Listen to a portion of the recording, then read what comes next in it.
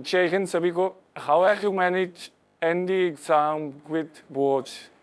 Video काफ़ी interesting है क्योंकि 12th क्लास में बहुत सारे स्टूडेंट्स हैं अभी जो पढ़ रहे हैं, तो वो कैसे एनडी एग्ज़ाम को क्वालिफाई कर सकते हैं उनके लिए, क्योंकि थोड़ा मुश्किल है, उनको बोर्ड्स भी देना है और एनडी भी देना है, तो उन्हीं की आज हम बात करने वाले हैं। देखो, फर्स्ट स्टेप क्या है आपका, how much time do you have for studies. अब सर आपके पास टाइम है कितना पढ़ने के लिए? देखो, 7 घंटे आप सो जाते हो लगभग, स्कूल जाते हो आप 6 घंटा, 1 घंटा आने जाने का 7 घंटा हो गया। जो बाकी एक्टिविटीज़ है उसमें आप 2 घंटे, नहाने हो गए, खाना पीना हो गया, रेस्ट हो गया, वो सब 2 घंटे का हो गया। ठीक है, इनको मिलाए तो ये हो जाते हमारे 16 घंटे। ठीक है, अब 24 घंटे होते तो बचे कितने हमारे पास? 8 घंटे बच गए ना। तो इन 8 घंटे में हमको क्या करना है? केवल और केवल पढ़ाई। ठीक है, ये 8 घंटे हमारे स्टडी टाइम। ठीक है, अब इसी 8 घंटे में आप बोर्ड्स के लिए भी पढ़ोगे और आप इसी 8 घंटे में एनडी के लिए भी पढ़ोगे। ठीक है, पढ़ना कैसे है उसकी बात कर लेते हो। ठीक है, 8 घंटे आपके पास एवरीडे होंगे, जब आपके हॉलीडे होंगे या छुट्टी होंगी तो आप इसको 8 घंटे को 12 घंटे या 14 घंटे इस टाइप से ले जा सकते हो। ठीक है, देखो, अक्टूबर, नवंबर, दिसंबर 3 महीने आपके मेन स्टडी के रहेंगे, मतलब आपको इन 3 महीनों में अपना जितना भी सिलेबस आपको करना है वो आप कंप्लीट करोगे। ठीक है ना, यानी कि सिलेबस जितना भी है उसको कंप्लीट करने का काम अक्टूबर, नवंबर, दिसंबर इन 3 महीनों में होगा। अब देखो, एनडी के लिए आपको कितना टाइम देना है? 8 घंटे हमारे पास, ठीक है ना, 8 आवर्स। तो 8 आवर्स में से पर डे आपको देने ही 6 घंटे। ठीक है, 6 आवर्स पर डे। ठीक है, और नवंबर में आपको यह देने की 5 आवर्स पर डे। ठीक है, और दिसंबर में आपकी 4 आवर पर डे। ठीक है, इस प्रकार से बचे हुए जितने घंटे, यहाँ 2 घंटे बोर्ड्स के हो गए, 3 घंटे और 4 घंटे दिसंबर में बोर्ड्स के। ठीक है, 6 + 2 8, 5 + 3 8, 4 + 4 8। ठीक है, ओके। अब मैं अगर मान के चलो एवरेज की 30 दिन का आपका महीना है, ठीक है, तो 13 × 6 180 आवर यहाँ से हो जाते हैं और 150 आवर यहाँ से हो जाते हैं और हमारे 120 आवर यहाँ से हो जाते हैं। ठीक है, यानी कि टोटल मिलाएं तो हमारे हो जाते हैं 450 hours of study for NDA examination. ठीक है, ऐसे ही आप बोर्ड्स का कैलकुलेट कर सकते हो। बोर्ड्स का आप स्कूल में भी पढ़ोगे तो इसलिए मैंने यहाँ कम टाइम दिया है। ठीक है, 450 आवर्स मेन स्टडी के हो गए, और जो जनवरी, फरवरी, मार्च में करना है वो हमको करना है रिवीजन प्लस टेस्ट। ठीक है, तो यहाँ आपको कितने घंटे पढ़ना है?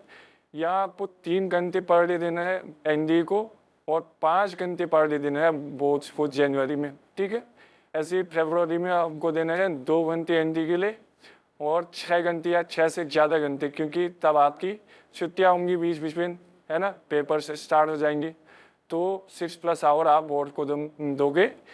और ऐसे ही मार्च में 1 घंटा तो कम से कम मार्च में भी आपको देना ही पड़ेगा। ठीक है, और यह आपका 7 आवर प्लस। ठीक है, इस तरीके से तो ये हो जाएंगे हमारे 13 × 3 यानी कि 90 आवर, और यहाँ हो जाएंगे हमारे 60 आवर, यहाँ हो जाएंगे हमारे 30 आवर। ठीक है, तो ये हो गए हमारे 180 hours of study for ND examination और बोर्ड्स का आप देख लीजिए। ठीक है, तो 180 हो रहे हमारे रिवीजन के लिए और 450 हो रहे हमारे मेन स्टडी के लिए। ठीक है, तो जो 450 आवर्स ऑफ स्टडी है, जो मेन स्टडी है, इनको कैसे डिवाइड करना है वो देख लो। इसमें मैं कहूँगा कि आपको 200 घंटे तो देने हैं मैथ्स को। ठीक है, 100 घंटे तो आप इंग्लिश को, 100 घंटे तो आप साइंस को और 50 घंटे दे दो आप जीएस को। ठीक है, जो 450 है इनमें से। ठीक है, हो गए ना 450। रीजन वाले थे हमारे पास कितने घंटे थे सर?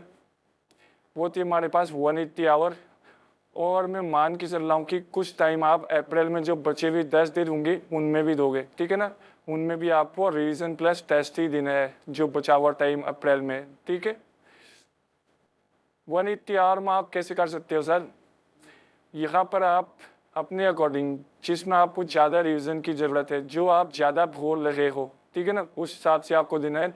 जैसे मैं रफ यहाँ पर लिख देता हूँ एक, कि आप 80 आवर दे दो मैथ्स के रिवीजन के लिए ठीक है। और आपने दे दिए 40 आवर दे दिए इंग्लिश के लिए, कितना हुआ 120, 60 बच गई तो 40 आवर आपने इसमें दे दिए और 20 आवर दे दिए जीएस में, ठीक है। इस प्रकार से आप रिवीजन अपना कर सकते हैं, ठीक है। अब एक्चुअल में क्या करना है, ये तो मैंने टाइम एलोकेशन बता दिया आपको, टाइम कैसे मैनेज करना है, ठीक है। पढ़ना क्या है ये मैंने आपको पहले भी बता दिया है, लेकिन क्योंकि आप 12th में हो तो आप सब कुछ नहीं पढ़ सकते, ठीक है ना, आपके ऊपर 12th का भी प्रेशर है। तो आपको मैथ्स में क्या करना है, सबसे पहले सैचुरेशन फंक्शन आना है, उसको करना है, फिर परम्यूटेशन एंड द कॉम्बिनेशन, उसके बाद probability, statistics, maths and determinants, trigonometry, sequence and series, ठीक है। अगर ये 7 चैप्टर्स आप अच्छे से कर देते हो तो आपके 50+ क्वेश्चन यहाँ से एग्जाम में आएंगी, ठीक है। और ये जब आपकी पूरे गए, इसके बाद आपको जानना है application of derivative, Boolean straight line, vectors, 3D geometry, limits, continuity, differentiability, complex number and quadratic equation पर, ठीक है सर। यहाँ से भी आपको 30+ क्वेश्चन हर बार एग्जाम में देखने को मिलते हैं, ठीक है। अब यहाँ से अगर आप इतना प्रिपेयर कर लेते हो, मतलब आपने 80+ क्वेश्चन के लिए प्रिपेयर कर लिया है, तो इसका मतलब एग्जाम में आप 60+ क्वेश्चन तो कर लोगे अगर आपने ठीक ठाक पढ़ा है तो, ठीक है, जिससे आपको 150 मार्क्स एग्जाम में लाना आसान हो जाएगा, ठीक है। ये होगी हमारी मैथ्स की पार्ट, ठीक है। इसके बाद बात करते हैं जीएटी में सर। जीएटी में इंग्लिश में देखो, इंग्लिश में सिंपल है VGR। वी मतलब क्या है सर, वोकैब, ठीक है, वोकैब पढ़ने डेली। जी मतलब ग्रामर के रूल पढ़ने सर, ठीक है, ग्रामर रूल्स। आर मतलब है रीडिंग करनी है सर, ठीक है ना। रीडिंग में तो आप जो आपकी 12th क्लास की टेक्स्ट बुक है उसी को रीड करना, ठीक है। बहुत ग्रामर रूल्स आप यूट्यूब से कहीं से भी देख सकते हैं या कोई बुक ले सकते हैं, ठीक है। वोकैब के लिए आप PYQs को देखिए एनडी के, ठीक है, उनके सिनोनियम और एंटोनियम को लर्न कीजिए, ठीक है। ये समझ में आ गई बात, आई कि नहीं आई, आ गई ना। ओके, साइंस में देखो, साइंस में क्या करना है, class 9th and class 10th की NCERT को पूरा लर्न करना है, ठीक है ना, उसको कर देना है। जीएस में क्या मैं प्रिपेयर करूँगा कि आप ज्योग्राफी सब्जेक्ट को पढ़ो और उस पर कमांड हासिल करो, क्योंकि उसके 20 क्वेश्चन आपको देखने को मिलेंगे, ठीक है। 20 क्वेश्चन देखने को मिलेंगे, अगर आप 12 में से 12-13 क्वेश्चन भी सही करते हो तो आपकी 50+ मार्क्स उसमें आ जाएंगे, ठीक है, ज्योग्राफी में। इसको करें कैसे, सिंपली अगर आपको कुछ नहीं करना तो मैं बताऊंगा आपको, डिफेंस वाला चैनल पर राहुल परमार सर की ओल्ड वीडियोज हैं 70 बैच की, ठीक है ना, करीबन 21 वीडियो है शायद वो, तो उनको आप आराम से 30 से 35 घंटे में नोट्स बनाते हुए कर सकते हैं, कवर कर सकते हैं, ठीक है ना। तो ये हो गया हमारा जीएस में, ठीक है ना। जीएस में हमारे पास कितने घंटे थे, 50 आवर। साइंस में थे 100 घंटे, इंग्लिश में भी 100 घंटे, ठीक है। अपने हिसाब से आप टाइम को डेज के अकॉर्डिंग एलोकेट कर दीजिए, ठीक है। समझ में आके क्या करना है, ठीक है। टारगेट स्कोर क्या होना चाहिए हमारा, बोर्ड सर्कुलर टारगेट स्कोर मैं कहूँगा कि अगर आपके 80% से ज़्यादा आ रहे तो काफ़ी अच्छी मार्क्स है, ठीक है ना, क्योंकि बोर्ड्स की इम्पोर्टेंस अब उतनी रह नहीं गई है, ठीक है ना। DU में एडमिशन करना है तो आपके CUET एग्ज़ाम होता है, TSNT के लिए भी अब बोर्ड्स के अलावा JEE मेन मांगता है, ठीक है ना।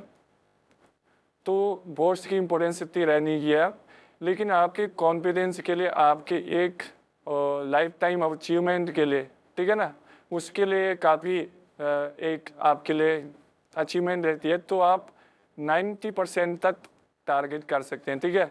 ऐसा मत करना कि 98 लाने ही मेरे को, ठीक है ना, ये वाला एटीट्यूड मत रखना, ठीक है। आगे तो अच्छा है, मतलब इस हिसाब से नहीं चलना है, क्योंकि अगर आपको ND भी टारगेट करना है तो ND में भी 400 मार्क्स लाने हैं। आप यहाँ 80% लाओ, लेकिन ND में 400 मार्क्स ले आओ, ठीक है, ये वाला मैं प्रेफर करूँगा, ठीक है। तो ये होगी, और ND आपका ज़्यादा इम्पोर्टेंट है क्योंकि यहाँ से आपको ये तो लाइफ स्टाइल मिलेगी, ठीक है, जो बोर्ड्स के रिजल्ट से नहीं मिलेगी, ठीक है।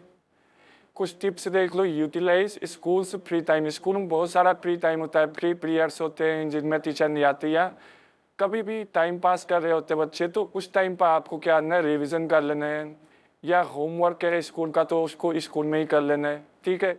या आपके नोट्स हैं तो नोट्स पर पढ़ लेना है, ठीक है। PYQ सॉल्व करने तो वो कर लेने, मतलब फ्री टाइम को यूटिलाइज करना है, ठीक है।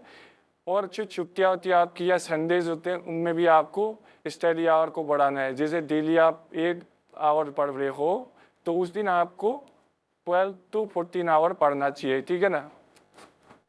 ये मान के चलिए।